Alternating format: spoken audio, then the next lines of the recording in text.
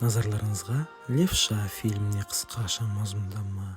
Билли Хоуп, мықты бокс чемпионы, бір шарада қарсыласымен жанжал шығып, соның ағасы қару алып, Биллидің әйелін атып өлтіреді.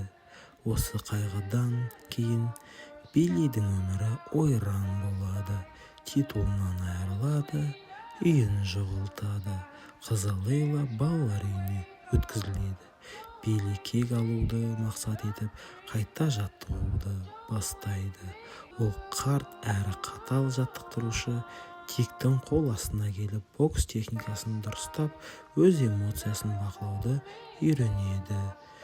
Соңында Билли рингте қарсыласының өзімен жекпе-жекке шығып, әйелінің өлімі үшін символикалық кегін алып, жеңіске жетеді және қызының сенімін қайтарады. Қызын балалар үйінен алып кетеді.